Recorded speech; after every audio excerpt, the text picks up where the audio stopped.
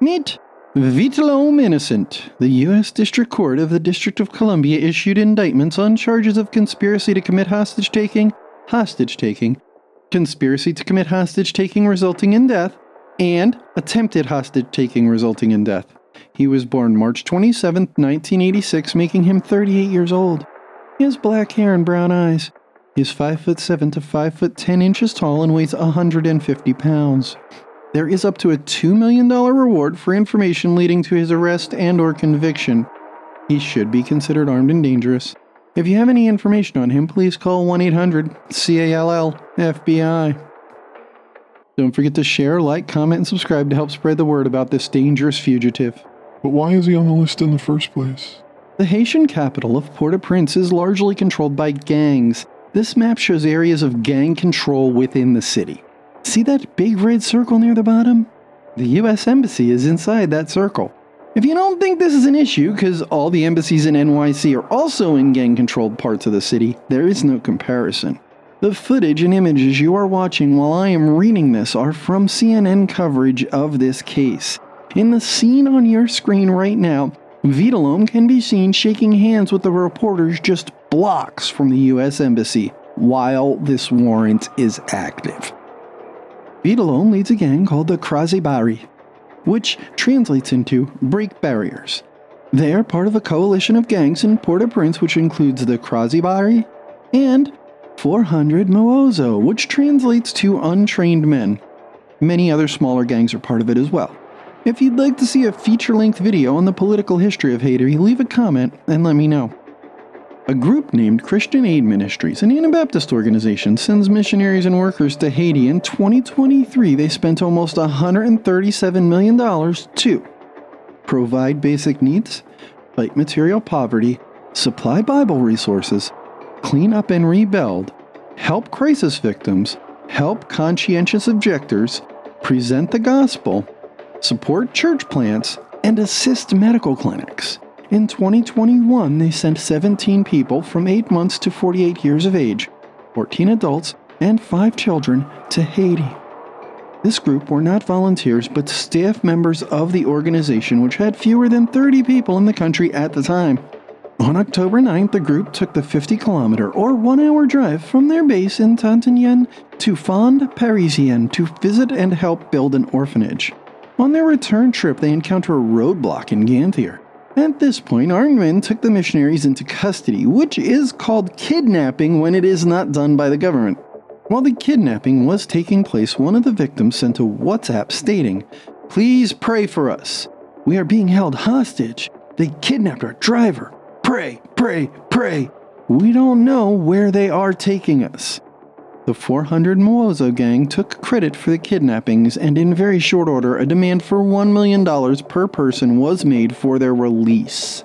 According to Haitian Justice Minister Lince Quitel, he also stated, "Often these gangs know these demands cannot be met. They will consider a counteroffer. Negotiations usually take a couple of days to a couple of weeks." Roughly 2 months later, on December 15th, under cover of night and claiming to be led by God, the missionaries open a door that is normally closed and blocked and find the area outside the room unguarded. The married couple, 4 men, 2 women, and 4 children, vacated the room and headed for a nearby mountain. Eventually, they made contact with the U.S. Coast Guard, who flew them to Florida, ending their harrowing ordeal. The other 5 hostages had been released previously as part of negotiation. Victims report being given adequate care while being held, including regular meals, basic hygiene items, water for washing and drinking, and even daily recreation time outside, making it obvious that the group did not want to harm them, but simply ransom them. Gang kidnappings in Haiti for ransom are common. So common, in fact, that you are more likely to witness or be part of one there than anywhere else in the world. In 2023, 2,490 people were kidnapped, an 83% increase over 2022's 1,361 victims. As Vitel'Homme is the de facto leader of the coalition of gangs, this kidnapping took place in territory the Kraze Barye control, and Vitel'Homme controls the Kraze Barye. The indictments mentioned at the beginning of this video were created. Here are some excerpts from the video displayed earlier. Several dozen masked men and women, most carrying guns, direct us towards a driveway. I'm David. Flanked by his followers, he leads us inside this flashy mansion. Rêve-nous, c'est débarrasser-nous exactement. Our dream is to rid the country of the corrupt oligarchs and politicians who are holding us back, he says. We need to get rid of the system and return stability to Haiti. He speaks with intention and calls for greater dialogue. But if it's the same system that's been in power, then, as armed groups, we will never put down our weapons, he says. And so do you have regular communications with, as you say, the other armed groups? Yes, we're united, he tells me. Is that something you've participated in ordering your men and women to kidnap? He says he hopes to defend himself in court against those allegations. And while not denying his followers have kidnapped people, he deflects blame to outside forces for creating a state of corruption, as he sees it. He's eager to show us other parts of his home and territory and introduces us to his top commander. He brings us to the edge of his territory.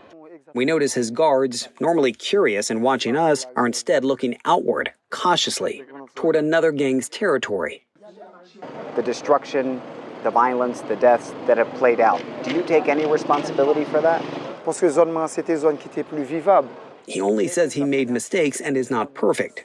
He blames politicians. Ultimately, what is it going to take to bring stability and a future of calm to this country? He says he and the other armed groups need to be included in discussions of Haiti's future. That's the only way he sees convincing gang members to drop their guns in exchange for a future outside of violence. We're getting out. He wants us to meet these two men, blind refugees. They tell us Vitel'Homme took them in. Vitel'Homme gets out of his motorcade, waves for us to move forward, and strolls to the desolate street corner. He then comes to our door and shakes each of our hands. His actions, intentional and symbolic. Going good? Yeah. Here we are, just a few blocks from the U.S. Embassy, and that's clearly a demonstration of how confident he is and the many he has around him. Vitel'Homme and his fellow gang members may simply be the disaffected masses attempting to make their voice be heard. And this is a situation I can certainly appreciate. If this is the case, he can use it as a defense in his case. Doing this in a U.S. court of law could change the U.S. position on who is supported in Haiti, the government or the gangs who call themselves insurgents. Let's bring this man to justice and allow the courts to decide if he is a criminal or a victim of an unjust political machine doing what he has to do. For now, share, like, comment, and subscribe to help spread the word about these dangerous gangs. Meet Vitel'Homme Innocent. The U.S. District Court of the District of Columbia issued indictments on charges of conspiracy to commit hostage-taking, conspiracy to commit hostage-taking resulting in death, and attempted hostage-taking resulting in death. He was born March 27, 1986, making him 38 years old. He has black hair and brown eyes. He is 5'7" to 5'10" tall and weighs 150 pounds.